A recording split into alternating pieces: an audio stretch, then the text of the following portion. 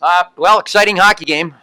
Whoever paid for the ticket tonight, they got their money's worth, I think. And you saw a lot of talented players. I think competitive players, and great hockey gum all the way around. I feel bad for our seniors who have gave it a great run and did their best to get the championship game. I think they played smart. I think they played hard, even in the second period when we lost our direction a little bit. I think maybe the credit had to go to Northeastern, or we lost a little bit of our poise, but I never felt like we were giving up on unbelievable grade A chances or silly mistakes, giving up 2-on-1s, 3-on-2s, breakaways, things like that. It was they had to get a couple of shots that were screens or had eyes, whatever, to get in the net, despite the fact they had 18 or 19 shots in that period. So, I compliment my team, but certainly congratulate Northeastern.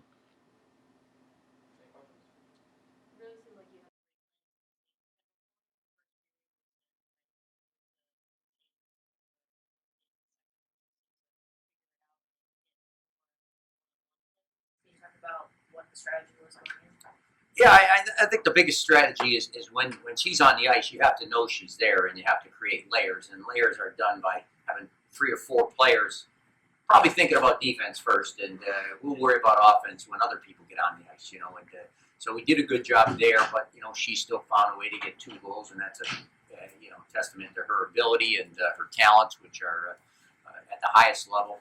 And so again, if we can create layers, there were probably a couple of shifts when we again didn't recognize she was out there. The third kid got too anxious and went down when she shouldn't be down low. There was no reason to, and then one time Victoria Bach, used her speed to catch her on a breakaway, and even though she caught her, she still got a shot that was, kind of ticketed for the bottom corner there and got her leg on it. But, again, you've got to have layers and you're good players. And as great a player as she is, the last time we played, the rest of their team kind of beat us. And today she got 2 big goals and 2 timely goals. But we've got her to keep track of, but we got an awful lot of other kids that are talented players wearing black jerseys that we respected and certainly had to keep a close eye on today. Coach, in years past, going into matchups with Northeastern, you always kind of had Pooh in your back pocket, and I know you've talked about this before, but Pooh was always known as a great offensive player, but she obviously shut down the other team's 1A. Were there certain possessions that Coyne got today where you said to yourself, maybe a year or 2 ago we would have had a better chance to create some offense with this shift, or not particularly? Not really. And again, you hit the nail on the head. She was a fantastic defensive player, and for those who are old enough, I always equate her to Ron Francis, the great player that played for Hartford and a few other teams. But we've got to deal with what we have right now, and I think of Victoria Bach. I think had probably 3 super grade A's, 2 breakaways, maybe 3 breakaways when she stole a puck and had another clean-in chance. We got a puck that goes through the screen late in the period. Matt Elia had a great toe drag and snapped off a wrister and hit the upper shaft of the stick. That's the one that sometimes we always think is good fortune. It didn't hit the shoulder or the arm. We didn't really move at it. Just got the shaft that was up there high.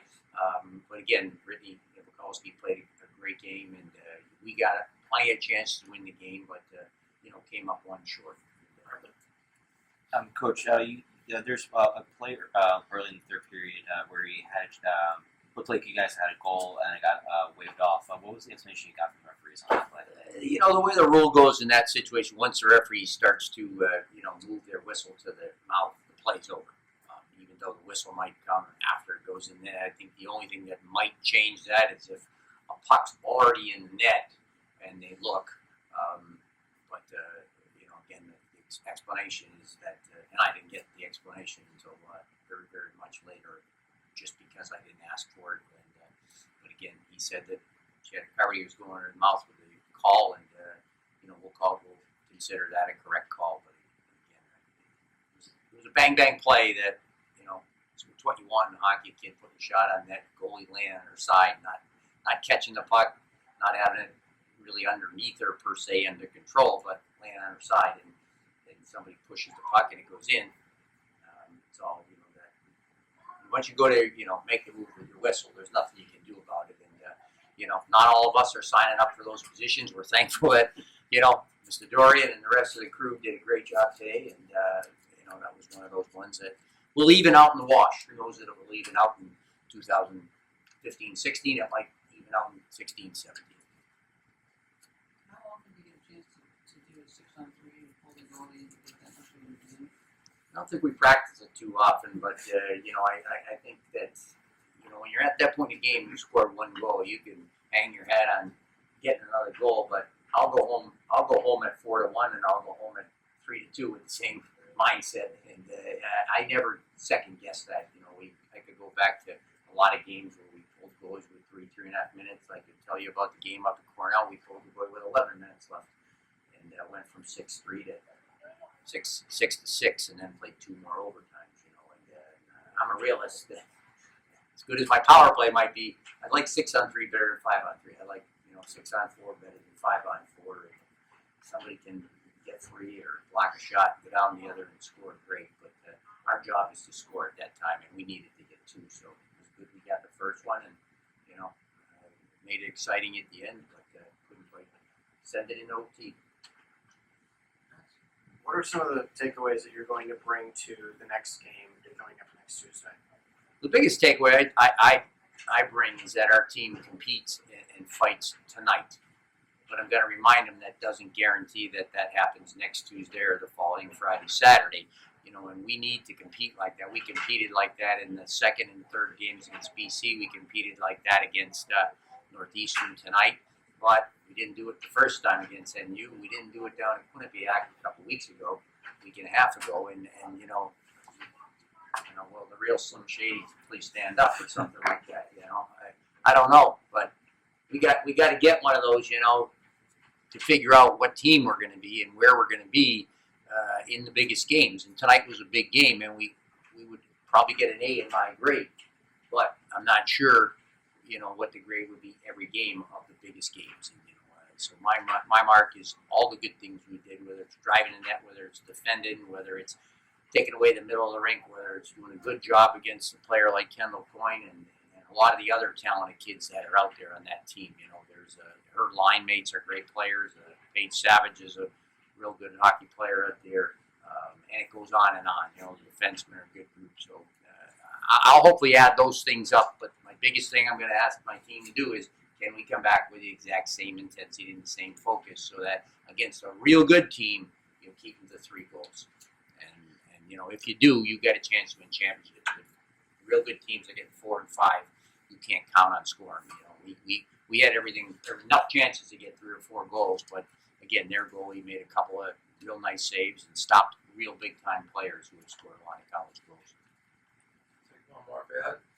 Coach, can you comment on Aaron O'Neill's performance tonight? Yeah, I think Erin, again, played solid. I'll bet if you asked her, she might tell you there was one she'd like to get back in that group, and I think that's the best I could say. She was solid. She made some good saves. Got the pad on that one that Victoria caught, Kendall, but she still got it right on the bottom corner. Got a pad on that one. She seemed to control pucks pretty well. She handled pucks behind the net. But again, maybe that one thing is she'd probably like to get one back. And, I don't think I'm here to say, oh, it was that one or this one, but maybe she wants to grab one. Thanks, Coach. Thanks, everyone. Thank you very much. Appreciate all the support.